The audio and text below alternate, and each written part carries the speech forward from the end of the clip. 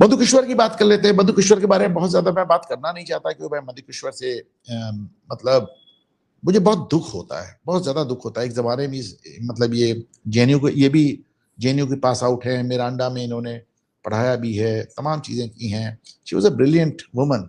और एक जमाने में मैं इनसे मेरी बात हुई थी और मुझे पसंद भी आई थी इनकी बातचीत। लेकिन अब वो एक राज्यसभा का कीड़ा बहुत बुरा है। राज्यसभा के कीड़े के चक्कर में पवन खेड़ा ने अपना क्या पेड़ा बनवा लिया, आप देख ही रहे। जब बाय द वे भी पवन खेड़ा कोई खबर नहीं आ रही है, कहाँ गिरफ्तार है, क्या वो छुपे छुपे जाएंगे क्या इस असम जमानत लेने? मेरे ख्याल से वो चुनाव खत्म होने का इंतजार कर रहे हैं। तो पवन राज्यसभा के चक्कर में कितने लोगों ने, आप देखिए वो मणिशंकर अय्यर, उनको राज्यसभा नहीं भेजा गया, उन्होंने कितना राजीव गांधी तक को धो डाला। राज्यसभा दिग्विजय सिंह नहीं जा रहे, कैसी कैसी बातें कर रहे हैं हम। हमने उनको भी देखा। कुमार विश्वास एक बढ़िया पोएट है, उनको उनकी जुबान पे माँ सरस्वती का आशीर्वाद है, लेकिन वो भी राज्यसभा के लिए बड़ा परेशान रहते हैं। पहले केजरीवाल के साथ, फिर भाजपा के साथ रहे, फिर कुछ नहीं राम कथा कहने लगे, सब किया, लेकिन राज्यसभा तो राज्यसभा का एक चक्कर बहुत बुरा है, सर बहुत ही बुरा है। तो अच्छा सोचिए, जहां कोई नहीं जाता हूँ वहां वो अतीक अहमद का चपरासी इमरान प्रतापगढ़ी चला गया। एनीवेज, ऐसे मुझे बोलना नहीं चाहिए, लेकिन हाँ ये बात सच है।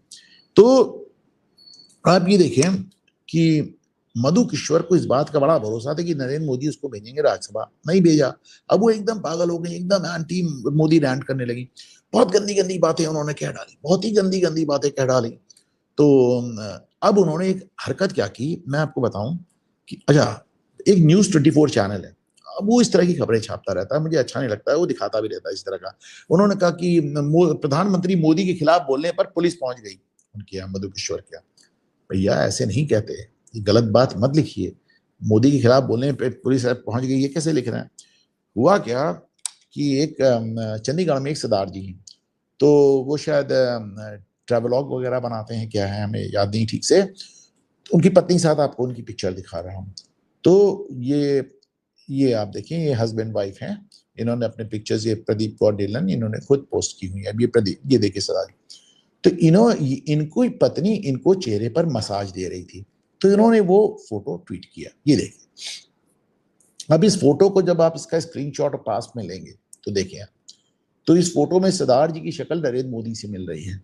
अब उसको मधु किश्वर ने कितनी गंदी गंदी बातें लिख के रिट्वीट कर दिया। मधु किश्वर के ट्वीट को सारे कांग्रेसी ट्वीट करने लगे।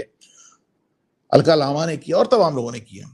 तो अब जाहिर सी बात है, उठपटांग लिखोगे। अब ये क्या कह रही है, तो मेरे लिए जाल बिछाया गया था, जान के ऐसा आदमी दिखाया गया था जिसमें जो मोदी से मिल रहा था, मैंने सोचा मोदी है, मैंने तो ये फंस गई।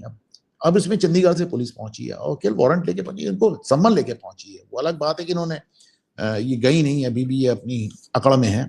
अब ये पागलपन की हद पार कर चुकी हैं। जैसे सतपाल मलिक का जो हाल हुआ, उससे बुरा हाल इनका होने वाला है। देखिए मैं आपको बताऊं, यासीन मलिक को आज देखिए एनआईए ने उसके बारे में क्या क्या बताया। यासीन मलिक तो खुद ही बताता मैंने हत्याएं की हैं, एयरफोर्स वालों को मारा है। तो आज एनआईए ने उसके बारे में बताया कि यासीन मलिक की जो है, पाकिस्तान के प्रधानमंत्री राष्ट्रपति सबसे टच में था, ऐसा ही वैसा ही, और यहाँ पे प्रोपेगेंडा करता था, और यहाँ पे बैठ के कश्मीर के साथ ये जिसे कहना चाहिए आतंकवादी गतिविधियां चलाता था। इस यासीन मलिक को अगर ओपन फोरम पे किसी ने डिफेंड किया था, मधु किश्वर, फोटो देखें, मतलब ओपनली डिफेंड करती थी। और किस तरह की बात करती थी। यासीन मलिक बहुत फ्लर्ट था, मुझे लाइन मारता था, यासीन मलिक के लोग भी मुझे लाइन मारते थे, मुझसे शादी करना चाहते थे, मैंने मना कर दिया। और मतलब किस तरह की बेहूदी बातें यार आप करती रहती हैं। और मतलब लिमिट इस कदर क्रॉस हो गई।